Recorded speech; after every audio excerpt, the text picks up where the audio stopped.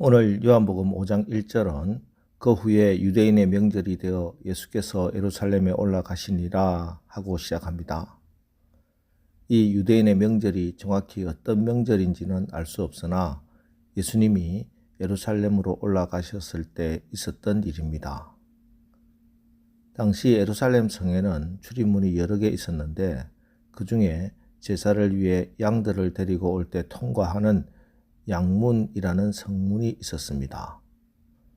그런데 이 성문 옆에 축구장 정도의 큰 연못이 하나 있었는데 그 연못의 이름이 베데스다입니다. 원래 히브리어로는 벳헤스다인데 헬라식으로 발음한 것입니다. 히브리어로 벳이란 말은 집이란 뜻이죠. 그래서 베들레헴은 떡집이란 뜻이고 벳엘은 하나님의 집이란 뜻이 되는 것이지요. 그리고 헤스다는 헤세드, 즉 은혜, 자비라는 뜻입니다. 즉 이 연못의 이름은 베데스다, 은혜의 집, 자비의 집입니다.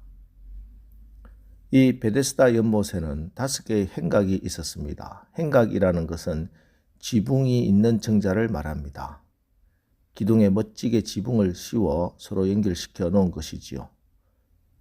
연못이 내려다 보이는 이런 행각이 5개나 있었다는 것은 부요함과 번성함을 상징합니다. 그런데 이상한 것은 그 멋지게 자리 잡은 베데스다 연못의 행각에는 전혀 그런 것에 어울리지 않는 사람들로 가득했습니다. 멋지게 차려입은 사람들이 안식과 휴식을 누리고 있어야 할 그 자리에 3절에 보면은 많은 병자, 맹인, 다리 저는 사람, 혈기 마른 사람, 즉 중풍병자들이 모여 있었습니다. 그리고 연못의 물을 뚫어지게 바라보고 있었습니다. 그 이유는 가끔 가다 천사가 연못에 내려와서 못을 휘젓는데 그 순간 물이 움직일 때 제일 먼저 뛰어드는 사람의 병이 낫는다는 전설 때문이었습니다. 여기 제일 먼저라는 이 말이 희망이요 또한 절망입니다.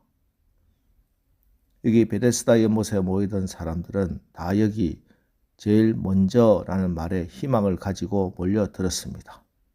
그래, 먼저 들어가면 그럼 내가 먼저 들어가야지. 그래서 다 짐을 싸들고 모여들었습니다. 그런데 여러분, 그렇게 수많은 사람들이 모였는데 내가 먼저 들어갈 수 있을까요? 과연? 그래서 여기 먼저라는 말은 희망인 것처럼 보이지만 사실은 절망입니다.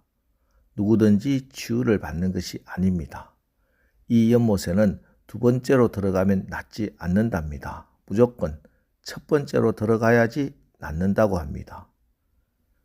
치유의 능력이 모자라기 때문에 가장 먼저 뛰어드는 사람만이 병고침을 받을 수 있기 때문에 친척이든 친구든 누구든 상관없이 안면 몰수하고 자기부터 먼저 살고 봐야 했습니다. 1등만 하면 너 원하는 것 무조건 다 해주겠다. 이 말이 희망인 것인 동시에 절망의 말인 것 아십니까? 학교 다닐 때 1등밖에 해보지 못한 분들은 희망을 볼 것이고 1등이라고는 근처에도 가보지 못한 분들은 정말 절망을 느끼시겠지요. 그래서 대부분의 사람들에게 이 베데스다 연못은 자비의 집이 아니라 그야말로 피도 눈물도 인정사정도 없는 절망의 집입니다. 그런데 그 이름은 자비의 집이나 사실은 절망의 집인 이 베데스다 연못에 우리 예수님이 찾아오셨습니다. 하나님 나라가 임한 것입니다. 우리 예수님의 하나님 나라는 꼴찌에게도 임합니다. 우리 예수님의 하나님 나라는 1등에게도 임하시고 2등에게도 찾아오시고 모든 것을 포기한 꼴찌에게도 임하는 것입니다. 왜냐하면 우리 주님의 하나님 나라는 요한복음 10장 10절 도둑이 오는 것은 도둑질하고 죽이고 멸망시키려는 것뿐이요 내가 온 것은 양으로 생명을 얻게 하고 더 풍성히 얻게 하려는 것이라. 생명을 얻게 하고 더 풍성히 얻게 하는 모자람이 없는 차고 넘치는 풍성한 나라이기 때문입니다. 예수님이 오시니 더 이상 이름뿐인 자비의 집이 아닌 진정한 자비의 집, 진정한 베데스다로 변하는 것입니다. 이곳에 38년째 병을 앓고 있는 사람이 있었습니다. 이 사람에게 예수님께서 먼저 다가가셔서 그리고 물으십니다. 네가 낫고자 하느냐? 그런데 이 사람의 대답은 가히 절망적입니다. 7절 병자가 대답하되 주여 물이 동할 때 나를 못에 넣어줄 사람이 없어 내가 가는 동안에 다른 사람이 먼저 내려가나이다. 병 낫기를 바라는 간절한 소원 대신 그를 사로잡고 있는 것은 남에 대한 원망이었습니다. 이 사람은 지난 38년 동안 무수한 좌절을 맛보며 살았습니다. 경쟁 사회에서 철저히 뒤처진 사람이었습니다. 기대감을 상실한 사람, 희망을 저버린 사람, 소망을 잃어버리고 상처와 원망만 남아있는 그 사람이 바로 오늘 38년 된 병자입니다. 그래서 이 사람에게 주님이 하신 말씀이 네가 낫고자 하느냐 하는 이 말씀입니다. 네가 낫고자 하는 의지가 있느냐? 네가 정말 이 문제에서 벗어나 새롭게 되고자 하는 꿈과 비전이 있느냐 하는 것입니다.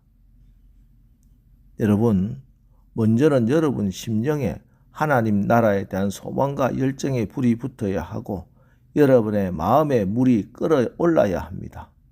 물이 끓어야 쌀이 익어 밥이 되고 물이 끓어야 고기가 익어 반찬이 되듯이 여러분의 심령이 끓어야 기도가 익어 응답이 되고 소원이 익어 축복이 되는 것입니다.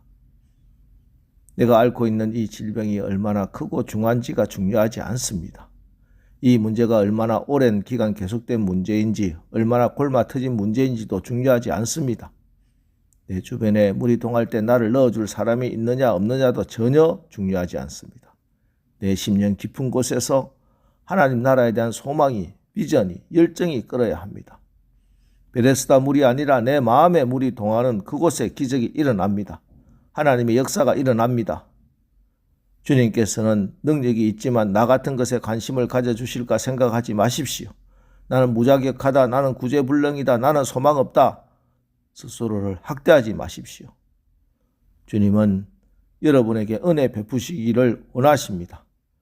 일어나 걷는 역사는 2000년 전 이야기만이 아닙니다.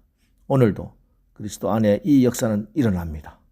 나에게도 이 역사가 일어나야 합니다. 나도 우리도 일어나서 자리를 걷고 걸어가야 합니다. 여러분, 오늘 베데스다 연못에 38년 된 병자를 기억하면서 하나님께서 나의 심령에, 우리 가정에, 우리 교회 공동체에 하나님 나라에 대한 거룩한 열정의 불을 내려 주옵소서. 간절히 기도하십시오. 여러분, 분명히 세상에서는 낙오자가 있습니다. 그러나 예수님 안에는 낙오자가 없습니다. 다만 믿음이 없는 자가 있을 뿐입니다.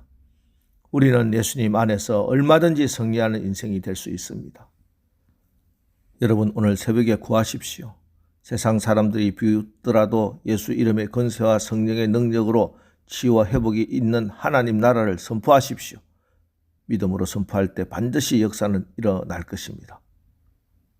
오늘 하루 하나님 나라를 향한 거룩한 열정이 불타오르고 마음에 순종하는 믿음으로 여러분의 삶 가운데 치유와 회복과 부흥의 하나님 나라가 임하게 되기를 주님의 이름으로 축원합니다.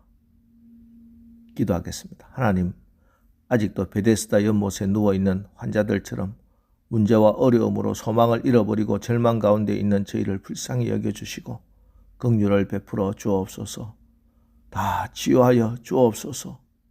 주님, 네가 낫고자 하느냐 하는 주님의 음성을 듣고 다시 한번 우리의 심령에 하나님 나라를 향한 거룩한 열정을 부어 주시옵소서. 하나님 나라를 향한 거룩한 소망의 불을 붙여 주시옵소서. 주님, 바로 제가, 우리 가정이, 우리 교회와 우리 조국이 치유와 회복과 부흥의 하나님 나라의 주인공 되게 하여 주옵소서. 예수님의 이름으로 기도합니다. 아멘. 자, 이제 주신 말씀을 붙들고 주여 오늘 하루도 우리의 심령과 가정에 우리 교회 위에 참된 치유와 회복의 하나님 나라가 임하게 하옵소서. 우리 합심해서 기도하고 나가겠습니다. 우리 기도하겠습니다.